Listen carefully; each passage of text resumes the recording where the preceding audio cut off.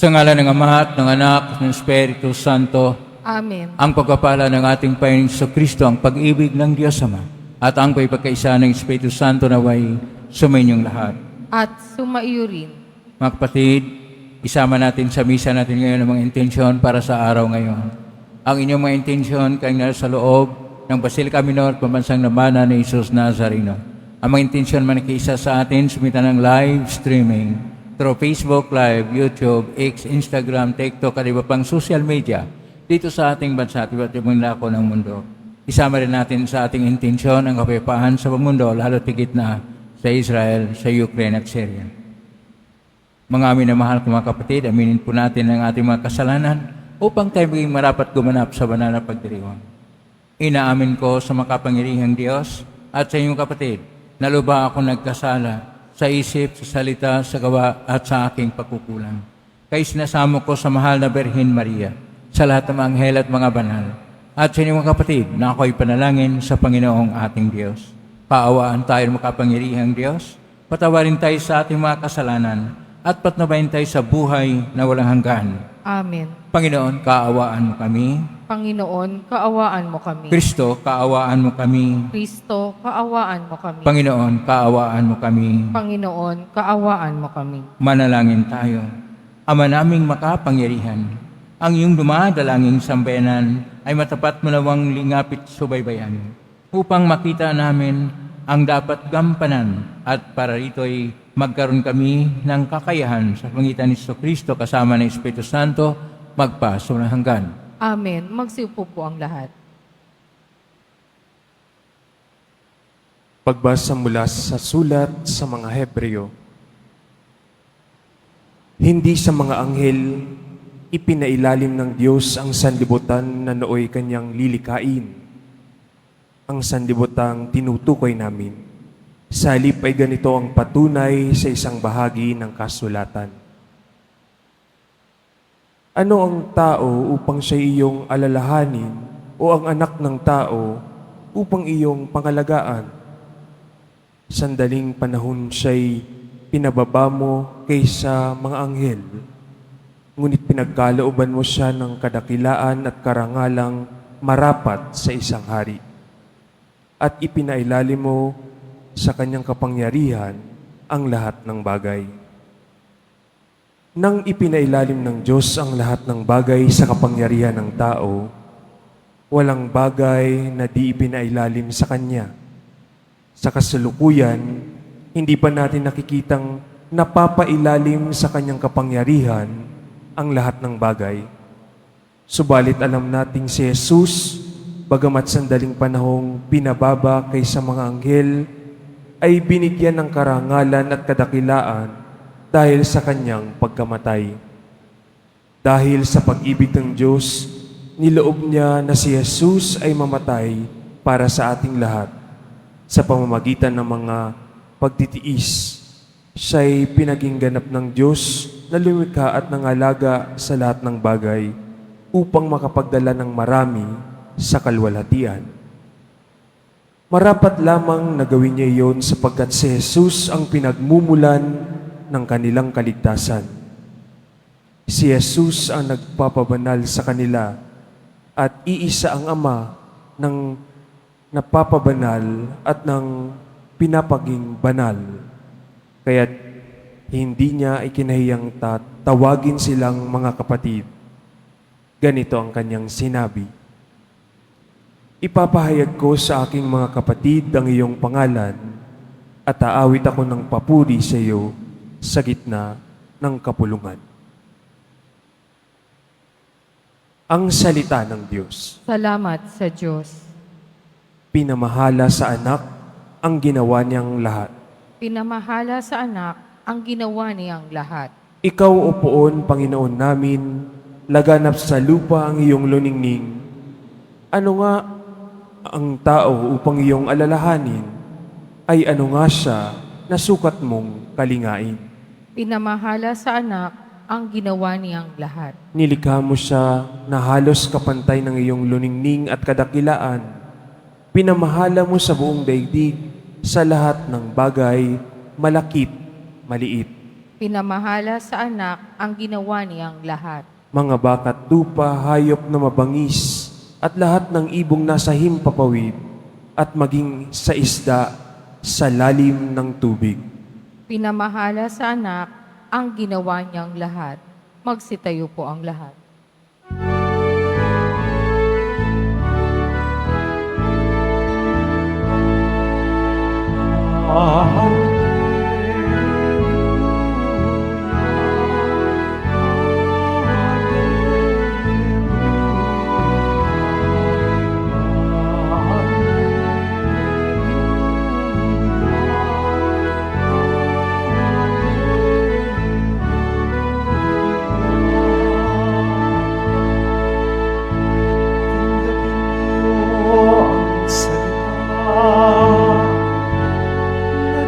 Sa tao nagmula, kundi sa Diyos na dakila.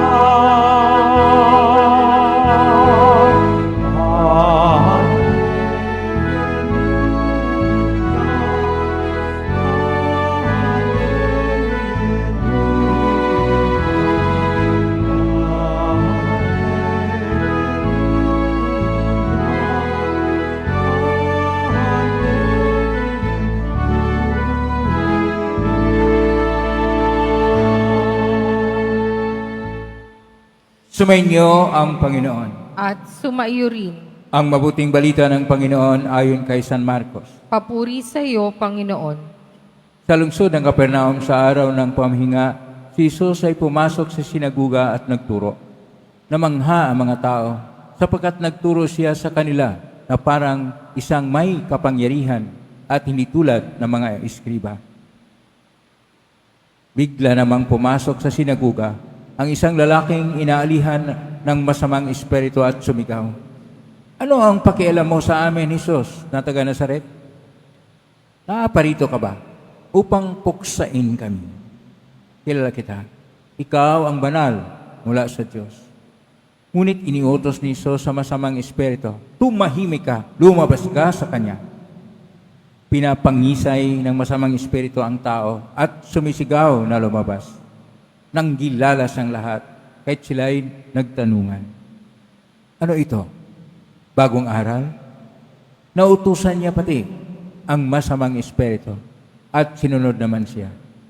At mabilis na kumalat sa buong Galilea ang balita tungkol kay Jesus. Ang mabuting balita ng Panginoon. Pinupuri ka namin, Panginoong Hesukristo. Magsiupo po ang lahat. Isang mapagpalang araw po sa inyong lahat. Purihin po natin ang ating pong Hesus Nazareno.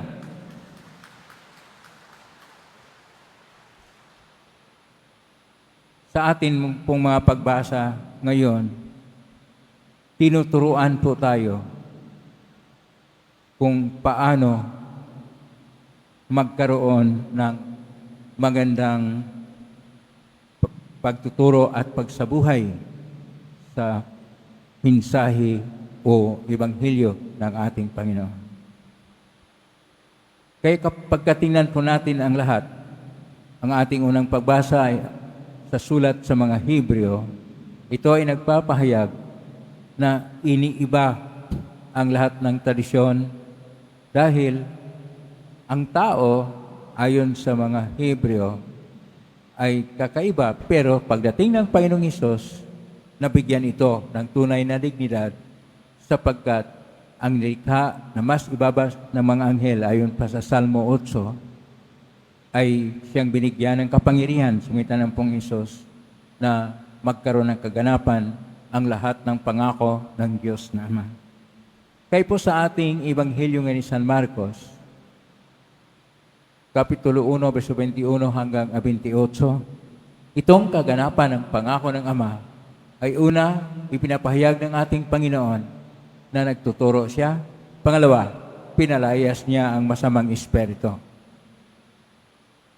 Ang lahat ng ito ay upang ipahayag na siya, ayon pa sa ating ebanghelyo ngayon, nagtuturo na may kapangyarihan, hindi kagaya ng mga eskriba.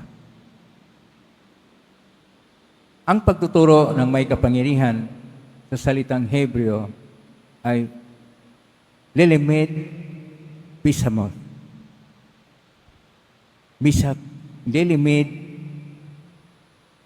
bisamot. Ito yung pagtuturo na para bang wala kang sinasandigan na mga references o mga otoridad na kung saan hindi pa klaro. Bagkus ang pagtuturo na kung saan isinasabuhay mula sa konkrito at epektibo na paraan na mayroong tunay na kapangyarihan. Dahil sinabi ng Panginoon sa masamang espiritu, lumabas ka, ito'y lumabas. Kaya nga, sa salitang Koinokona Griego, sapagkat ang ating ebanghelyo ay nakasulat sa Koinokona Griego, ito ay tinatawag na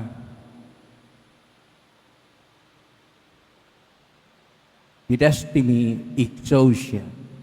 Didastimi exousia, yung mayroong kapangyarihan na pagtuturo. Tama naman ang pagkasali nito sa Latin, docere cum auctoritate.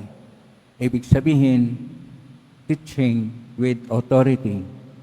Pagtuturo na may otoridad o kapangyarihan. Dahil una sa lahat, isinasabuhay niya ang kanyang tinuturo. Pangalawa, ang kanyang pagtuturo ay epektibo sapagkat nakatugon sa tunay na pangailangan ng tao. Pangatlo, na ang kanyang pagtuturo ay hindi nakalutang sa mga ideya na mahirap maunawaan, bagkus maunawaan ng lahat sapagkat isinasabuhay at nagbibigay buhay. Kaya kapag tayo'y magkaroon ng pagtuturo ng mga mensahe ng Diyos, una sa lahat, ating gawin ang paglikha ng isang kalagayan na magkaroon tayo ng isang mapang likha na kalagayan na kung saan ang lahat ay maging bukas na matuto sa mga bagong ideya, mga bagong opinion o sa mga pagtuturo. Pangalawa, na kailangan natin ang motibasyon na bigyan ng sigla ang lahat ng mga nakikinig at lahat ng tinuturuan at ang mga tinuturuan ay maaaring magbahagi kung ano ang kanilang natutunan o higit pa sa kanilang kaalaman tungkol sa pinag-usapan.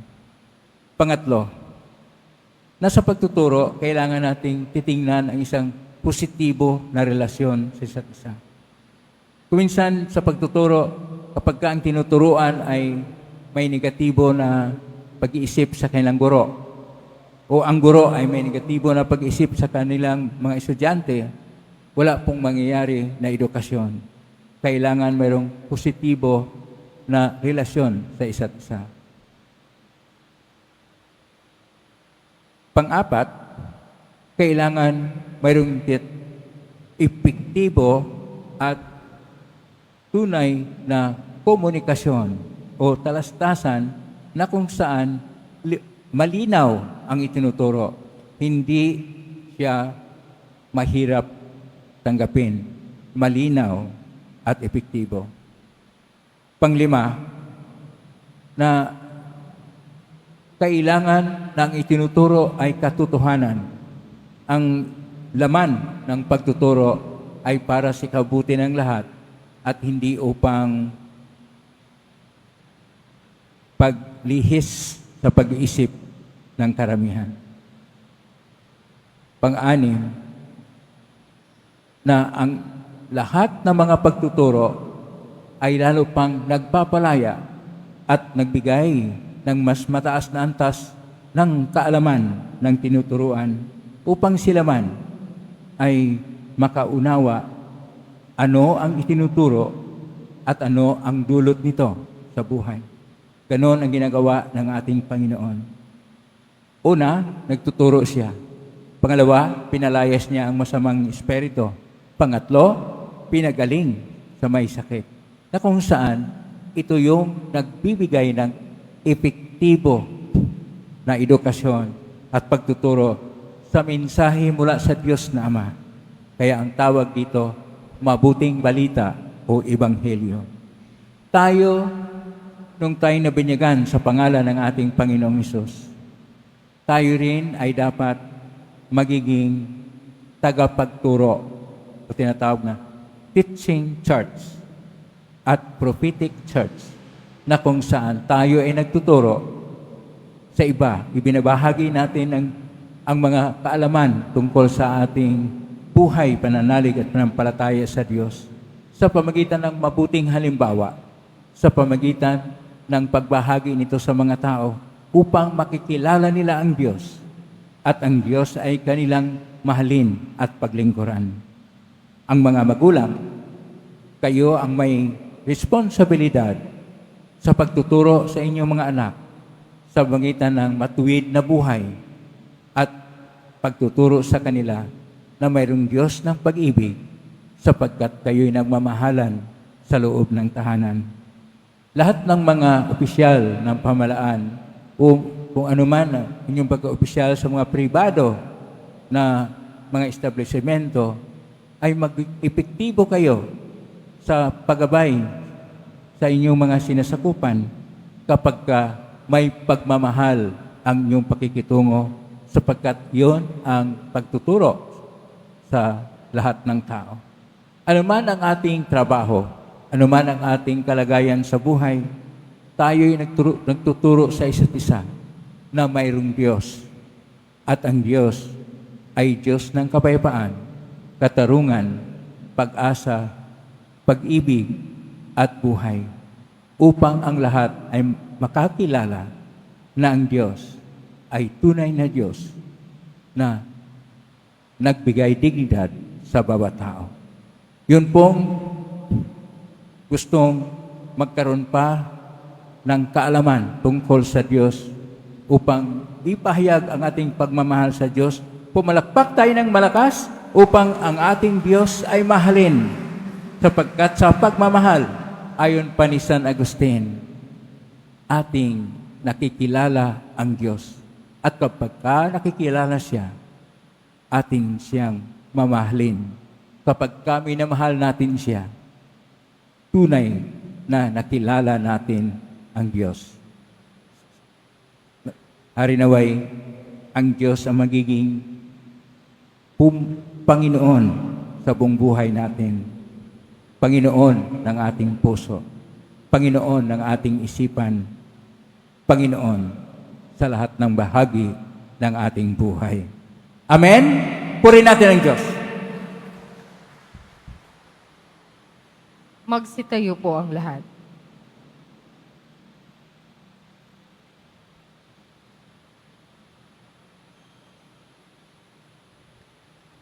Minamahal ko mga kapatid, sa pamagitan ng Ebanghelyo, nagsasalita sa atin si Kristo ng may walang hanggang kapangyarihan at mga himala ng pagpapagaling. Sa pamagitan niya, manalangin tayo ng may matibay na paniniwala.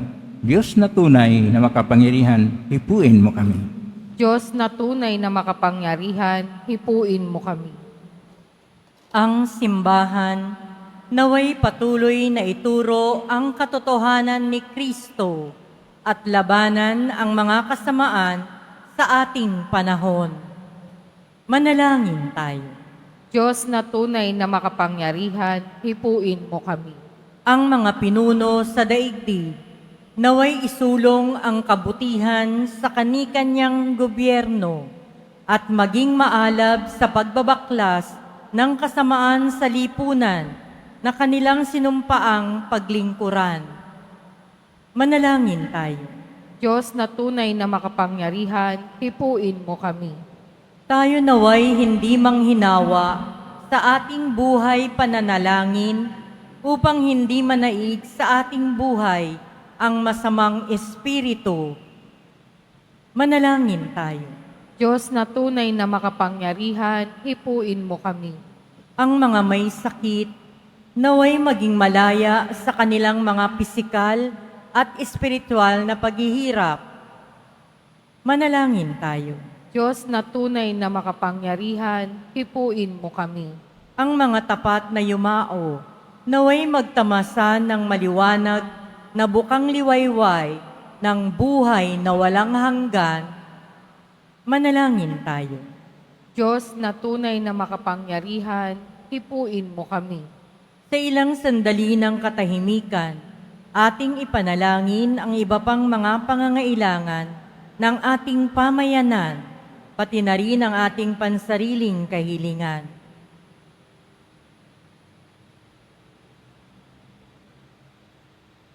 Manalangin tayo. Diyos na tunay na makapangyarihan, hipuin mo kami. Ama naming nasa langit, nagbubunyi kami sa yaman ng iyong pag-ibig sa amin. Pakatatagin mo ang iyong kapangyarihan sa amin. At samahan mo kami sa landas ng aming buhay. Namin ito, ngitan ni Kristo ang aming Panginoon. Amen. Amen.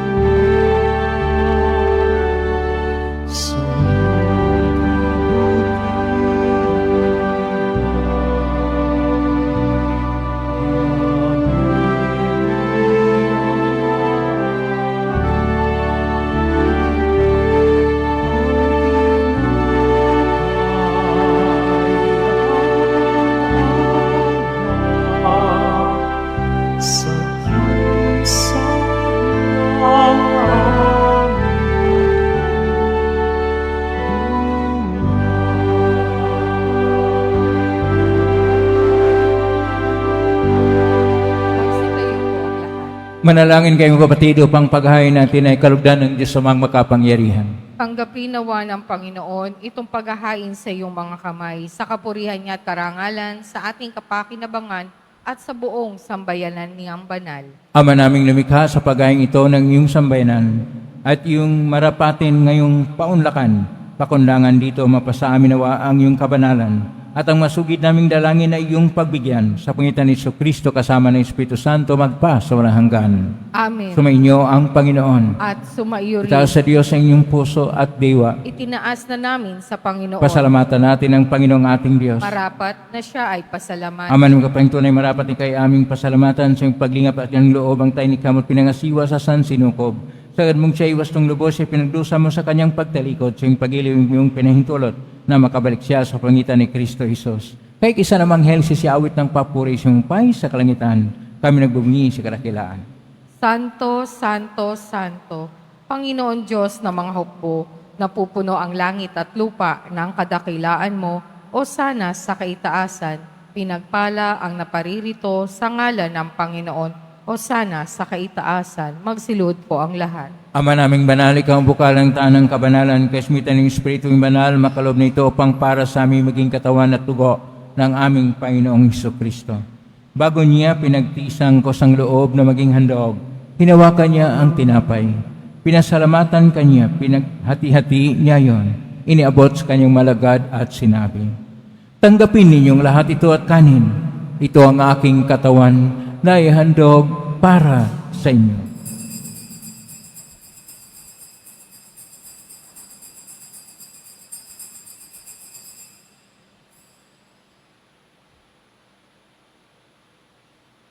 Gaya naman na matapos ang hapunan, hinawakan niya ang kalis muli kanyang pinasalamatan.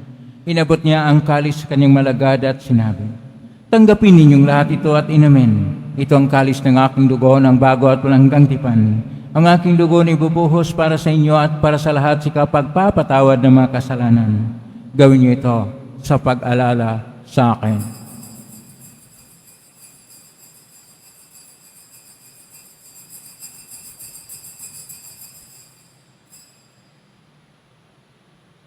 Magsitayo ang lahat.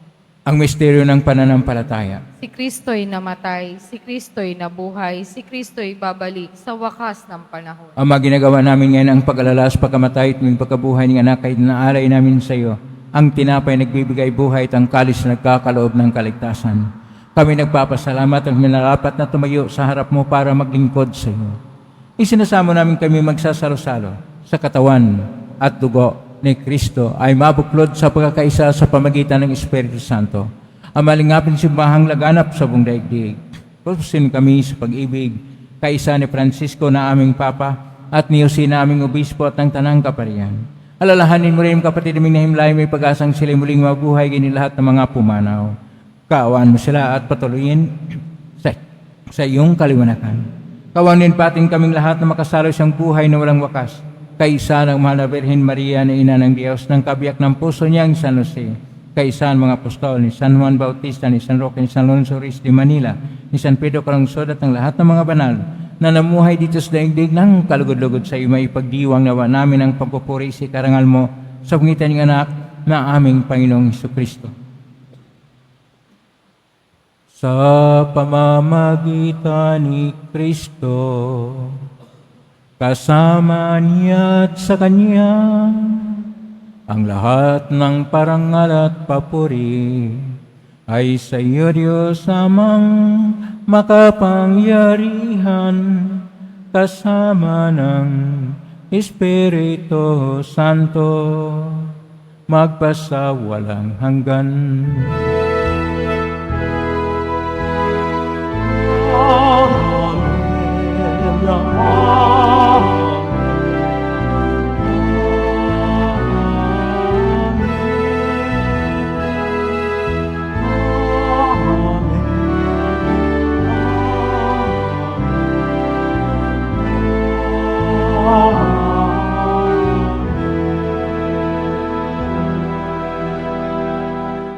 Sa tagubilin ng kalingnaw utos sa turo ni Jesus na Panginoon natin at Diyos ipayag natin ang lakas loob. Ama namin, sumasalangit ka, sambahin ang ngalan mo, pasa amin ang kaharian mo, sundin ang loob mo dito sa lupa para lang sa langit. Bigyan mo kami naming kakanin sa araw-araw at patawarin kami sa aming mga sala para napapatawad namin sa nagkakasala sa amin at huwag mo kaming ipahintulot sa tukso at iadya mo kami sa lahat ng masama. Hinihiling namin kami iadya sa lahat ng masama. Pagkaluban ng kapayapaan araw-araw, iligtas sa kasalanan at ilayo sa lahat ng kapahamakan, samantalang aming pinanabikan ang kakilang araw ng pagpapahayag ng tagapagligtas naming si Jesucristo. Sapagkat iyo ang kaharian at ang kapangyarihan at ang kapurihan magpakailanman. Amen. Panginoong Jesucristo, sinabi mo sa mga apostol, kapayapaan ang iniiwan ko sa inyo, ang aking kapayapaan na binibigay ko sa inyo. Tunghayan mo ang aming panampalataya at huwag ang aming pagkakasala. Pagkalooban mo kami ng kapayapaan at pagkakaisa ayon sa kalooban, kasama ng Espiritu Santo, magpa sa walang hanggan. Amen. Ang kapayapaan ng Panginoon ay laging sumainyo. At sumaiyo rin. Magbigay kayo ng kapayapaan sa isa't isa. Kapayapaan. Kordero ng Diyos na nag-aalis ng mga kasalanan ng sanlibutan, maawa ka sa amin. Kordero ng Diyos na nag-aalis ng mga kasalanan ng sanlibutan, maawa ka sa amin. Kordero ng Diyos na nag-aalis ng mga kasalanan ng sanlibutan, ipagkaloob mo sa amin ng kapayapaan. Magsilod po ang lahat. Ito ang kordero ng Diyos. Ito ang nag-aalis ng makasalanan ng sanlibutan. Mapalad ang mga inaanyayahan sa piging ng kordero. Panginoon, hindi ako karapat-dapat na magpatuloy sa iyo, ngunit sa isang salita mo lamang ay gagaling na ako. Siyang lamang katawan ng tugon ko sa buhay mo.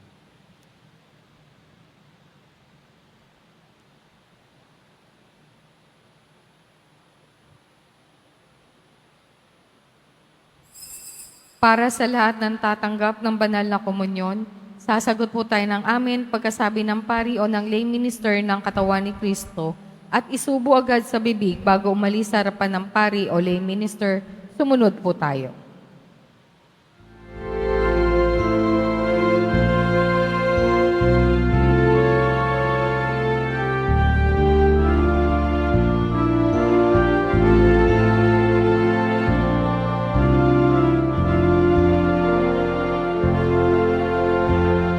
Sa ito, ating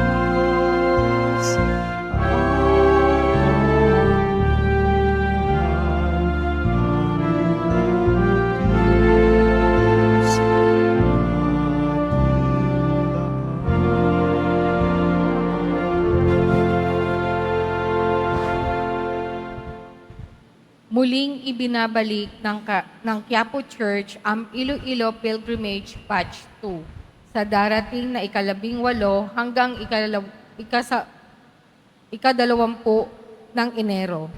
ng Pebrero. Halina't magdasal at maglakbay sa iba't ibang simbahan at makasaysayang lugar sa lalawigan ng Iloilo. Ang mga flyers ay available sa ating information card katabi ng ating finance office. Maaari din kayong tumawag sa numerong 0927-819-5959 para sa karagdagang impormasyon. Ito po ay limited slots only. Pagkatapos ng misa, wiwiskan po ang lahat ng banal na tubig. Pinakikiusapan ng lahat na manatili lamang muna sa inyong mga lugar. Tanging sa Quezon Boulevard o sa Plaza San Juan lamang ang labasan ng lahat. Sumunod po tayo. Maraming salamat po sa inyong pagdalaw at pagsisimba sa Basilica Minor at Pambansang Dambana ni Jesus Nazareno. Magsitayo po ang lahat. Manalangin tayo. Ama naming mapagmahal, niling namin kami pagbigyan, pakundangan sa iyong dulot na pakikinabang, ipagkalumong ikaw ay aming mapaglingkuran sa pamagitan ni Kristo kasama ng Espiritu Santo, magpa sa walang hanggan. Amen. Maraming salamat po sa inyong pagdalaw sa tahanan ng ating pong Jesus Nazareno, kay mga narito, kay mga naugnay sa iba't ibang social media platform, kay mga cross-posting sa iba't ibang paraan. Naway ang inyong panalangin na ilinggay ng pong Jesus Nazareno. Salamat po sa lahat ng mga nagbibigay ng tulong o donasyon sa Quiapo Church o pamagkatulong ang Quiapo Church sa kapwa natin mga mahirap at nangailangan. At ito po ang inyong pagpapahayag ng inyong debosyon at pag-ibig sa ating pong Jesus Nazareno. Salamat po sa lahat ng mga naglilingkod ngayon na ang inyong paglilingkod ay siyang pagpapahayag ng inyong pag-ibig sa Diyos. Plakpakan po natin lahat ng mga naglilingkod, lahat ng narito, lahat ng naugnay sa atin, lahat ng umutulong sa atin. Naway ang Diyos ay magbibigay sa inyo ng mga biyayang siksik, liglig at nag-uumapaw. Ang pagtuturo na epektibo ay ang paggawa sa sinasabi, ang pagbibigay ng mabuting halimbawa. Ngayon na po ang paspas. Mangyari po namin itas bagya, mga ibagay na paspasan. Sumainyo ang Panginoon. At sumaiyo rin. Mahal na pong Isus Nazareno, inihag mo sa pamagitan ng cross ang walang maliw na pag-ibig ng Diyos sa sangkatauhan. Pakinggan mo ang kahilingan, lalo na para sa mga nangangailangan ng iyong tulong at awa. Makamtan nawa namin ang iyong kasagutan ng may utang na loob na tinatanaw. Pasusan po ninyo itong mga imahin at dasalan upang lalo kaming manalangin at magtiwala. Sa pangitan ng benisyon nito naway, lalo kaming maging mapaglingkod, masunurin at tapat sa iyo na aming maluwalhating Panginoon, magpa sa walang hanggan. Amen. Pagpalain kay makapangyarihang Diyos, Ama at Anak at Espiritu Santo, Amen. may kayong taglayang kapipan, pag-ibig at pag-asa ng pong Isus Nazareno. Salamat sa Diyos. Purihin natin ang ating pong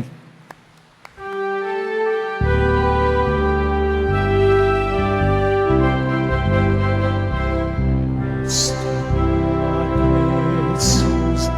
Nazareno, sinisira.